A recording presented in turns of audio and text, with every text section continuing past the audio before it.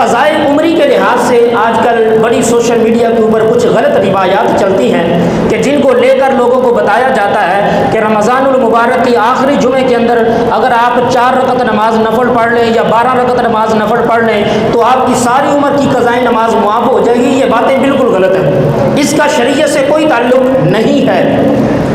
اس کا مفہوم جو بیان کیا جاتا ہے کہ ساری عمر کی قضا نمازیں معاف ہو گئی، اب تمہیں وہ پڑھنے کی ضرورت نہیں ہے، یہ مفہوم غلط ہے۔ اگر اس روایت کے اوپر بھی ہم بحث کریں تو اس روایت کو بھی محدثین کرام نے موضوع قرار دیا ہے کہ یہ روایت موضوع ہے، من گھڑت ہے، جھوٹی ہے۔ نبی پاک علیہ الصلوۃ والسلام نے ایسی کوئی روایت بیان نہیں فرمائی۔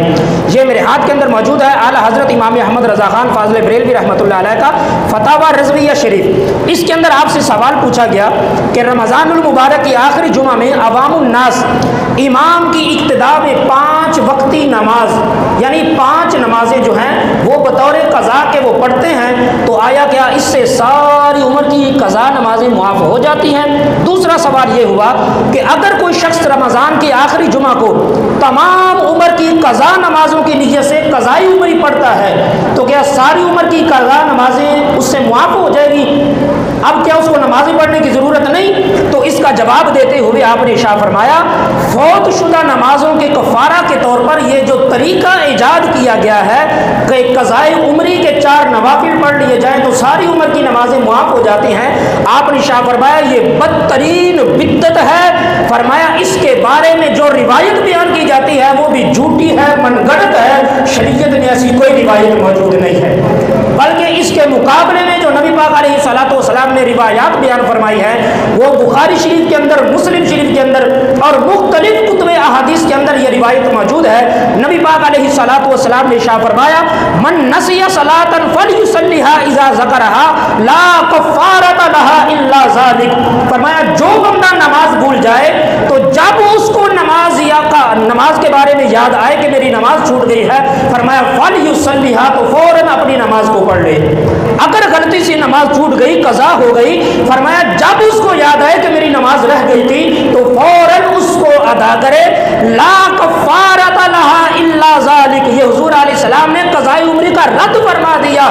فرمایا نماز کو پڑھنے کے علاوہ اس کا دنیا میں اور کوئی کفارہ نہیں ہے۔ یہ صحیح بخاری شریف کی، مسلم شریف کی اور دیگر کتب احادیث کے اندر یہ روایت مبارکہ موجود ہے۔ فرمایا یہ جو صرف اور صرف نماز قضا ہوتی ہے اس کو پڑھ لینے کے اندر ہی اس کا کفارہ موجود ہے، اس کے علاوہ اس کا اور کوئی کفارہ موجود نہیں ہے۔ لہٰذا یہ جو قضائے عمری کے لحاظ سے بات چلتی ہے کہ ساری عمر کی قضا نمازیں معاف ہو گئی، یہ بات درست نہیں ہے۔ اگر یہاں پہ ایک اور بھی بات چلتی ہے کہ یہ مسئلہ اصل میں شروع کیوں ہوا، اس کی بنیاد کیا ہے، لوگوں کو کس بات سے یہ غلط فہمی لگی، تو اس کا پس منظر یہ ہے، یہ میرے ہاتھ کے اندر کتاب موجود ہے تفسیر روح البیان، یہ قرآن مجید فرقان حمید کی تفسیر ہے، اور اس کے اندر امام صاحب نے جو روایات نقل کی ہیں ان میں سے آپ نے ایک روایت نقل کی ہے۔ آپ نے ارشاد فرمایا کہ جب نماز کسی کی قضا ہو جائے، کئی نمازیں اس کے ذمے قضا ہوں اور اس بندے کو قضا کرنے کی وجہ سے گناہ بھی ملا ہے، جب ایک نماز قضا ہوتی ہے تو یہ 2 جرم ہوتے ہیں، اس کے بدلے میں قیامت والے دن 2 سوال کیے جائیں گے۔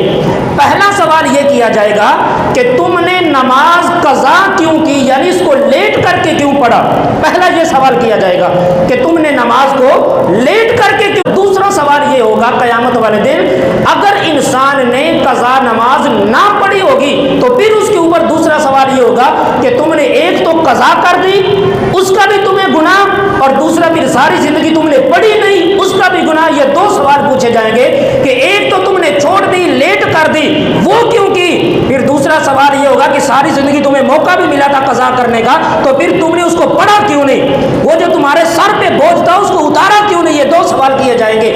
تو اس کے جواب کے اندر یہ صاحب روح البیان اسماعیل حقی رحمۃ اللہ علیہ نے ایک روایت نقل کی ہے۔ آپ نے ارشاد فرمایا کہ جو بندہ رمضان المبارک کے آخری جمعۃ المبارک کے اندر یا عام طور پر جمعہ کے دن ظہر اور عصر کے درمیان آپ نے فرمایا 12 رکعتیں اس طرح ادا کرے کہ ہر رکعت میں سورہ فاتحہ کے بعد آیت الکرسی پڑھے اور ہر آیت الکرسی کے بعد سورہ اخلاص پڑھے اور قل اعوذ برب الفلق اور قل اعوذ برب الناس پڑھے. ہر رکعت کے اندر یہ روٹین کے ساتھ 12 رکعتیں وہ بندہ ادا کرے تو فرمایا کل قیامت کا دن ہوگا تو اللہ تعالیٰ نے جو بندے سے 2 سوال کرنے ہیں. پہلا سوال یہ کہ تم نے نماز کو لیٹ کیوں کیا, دوسرا سوال یہ ہوگا کہ تم نے پھر نماز کو پڑھا کیوں نہیں ساری زندگی. تو فرمایا ان دونوں میں سے ایک سوال کم کر دیا جائے گا, یعنی نماز کو لیٹ کرنے کا جو گناہ ہے اس کو چھوڑ دیا جائے گا.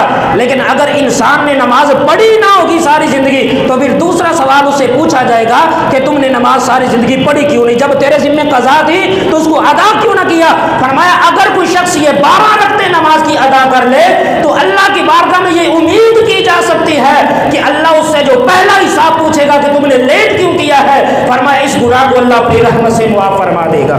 صرف یہ بات ہے.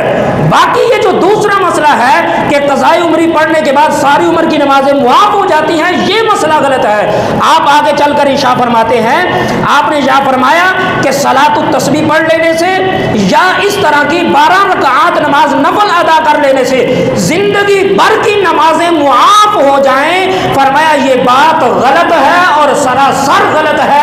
ایسا شریعت کے اندر کوئی حکم موجود نہیں ہے. صرف جو لیٹ کرنے کا گناہ تھا وہ اللہ تعالیٰ معاف کر دے گا, لیکن اس کے علاوہ نماز پھر بھی اس کے ذمہ لازم ہوگی کہ اس کو ادا کرنا پڑے گا ہی, اس کو پڑھنا ہی پڑے گا, کیونکہ نبی پاک علیہ الصلوۃ والسلام نے فرما دیا لا کفارۃ لہا الا ذالک.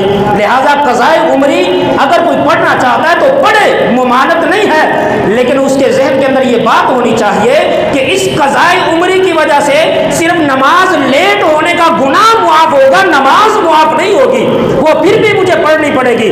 لہذا اس نیت سے اگر کوئی پڑھتا ہے تو اس کو پڑھنے دیا جائے, اس کو مطلقاً روکنا نہیں چاہیے. یہ دوسری کتاب میرے ہاتھ کے اندر جو موجود ہے یہ ہے جال حق. مفتی احمد یار خان نعیمی رحمۃ اللہ علیہ نے اس کتاب کو لکھا ہے اور میں تو کہتا ہوں کہ ہر سنی کے ہاتھ میں یہ کتاب ہونی چاہیے. اس کا نام ہی جال حق ہے, یعنی حق آ گیا اور باطل مٹ گیا.